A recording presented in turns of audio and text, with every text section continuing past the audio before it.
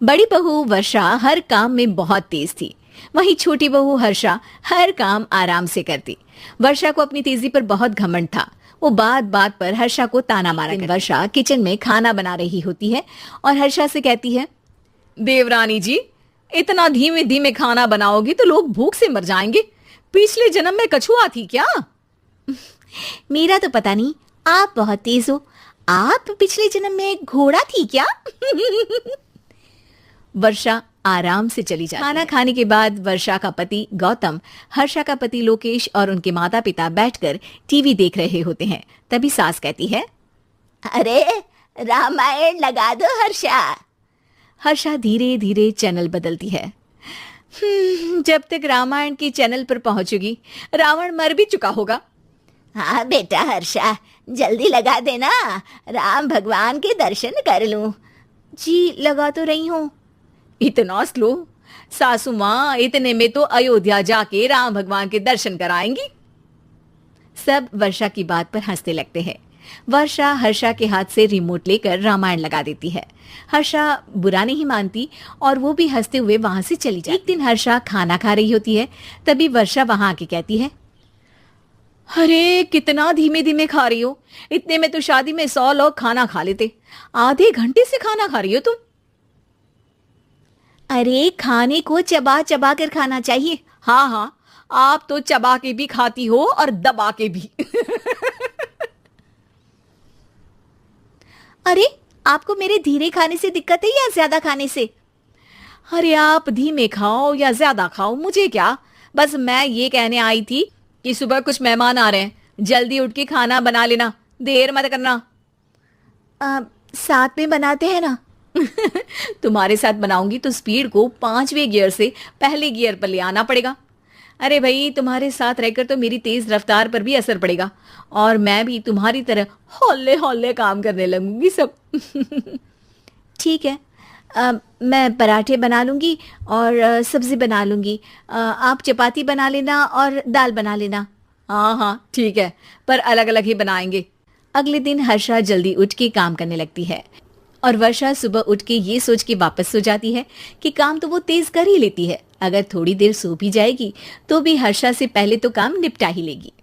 हर्षा बेटा, आज भगवान के लिए थोड़ा जल्दी हाथ चलाना। हाँ, मेहमान आने ही वाले हैं।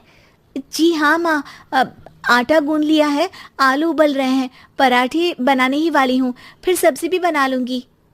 इतने में ही वर्षा वहां आ जाती है। माँ जी, मेरा तो आप टेंशन ही मत लो, अभी उठी हूँ, लेकिन देखना खाना फटाफट राजधानी एक्सप्रेस की स्पीड से बना दूंगी। इतने में ही मेहमान आ जाते हैं। आइए आइए आइए, खाना बन ही रहा है, चाय बनवा लेती हूँ पहले आपके लिए। सास किचन में आती है। वर्षा, वो लोग आ गए, चाय बना दे जल्दी से। हर्षा को नहीं बोल रही क्योंकि वो तो सुबह की चाय देने में शाम कर देगी। चाय बन भी चुकी है माँ जी।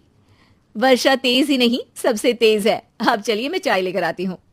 वर्षा मेहमानों के सामने चाय लेकर जाती है। ये हमारी बहू है वर्षा, तेज वर्षा कहते हैं इसको। हर काम में इतनी तेजी रखती है जैसे मिल्खा सिंह भाग रहा हो।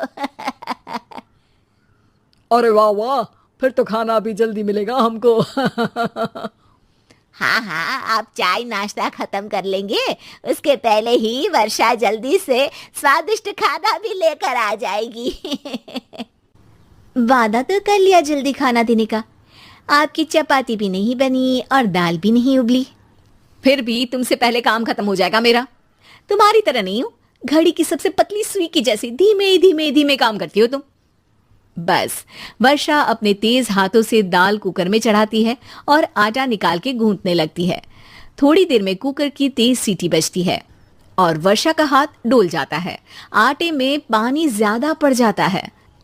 अरे रे, आटा तो ज्यादा गीला हो गया। वर्षा जब रोटी बेलने लगी तो एक भी रोटी गोल नहीं बन रही थी।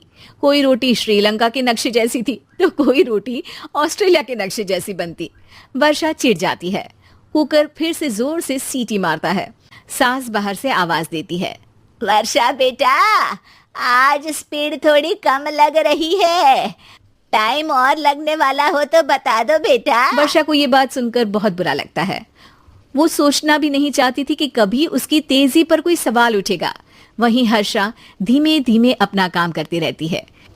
वर्षा दाल बनाते वक्त भी इतनी घबरा जाती है कि जल्दबाजी में दाल में नमक ज्यादा गिर जाता है।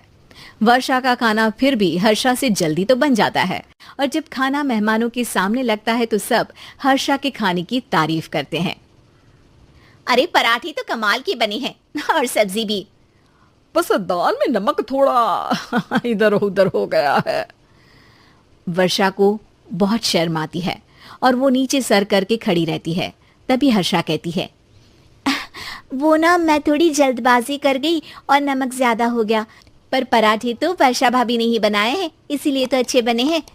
वर्षा ने कभी नहीं सोचा था कि हर्षा के काम की इतनी तारीफ होगी, लेकिन वो उसका यश वर्षा को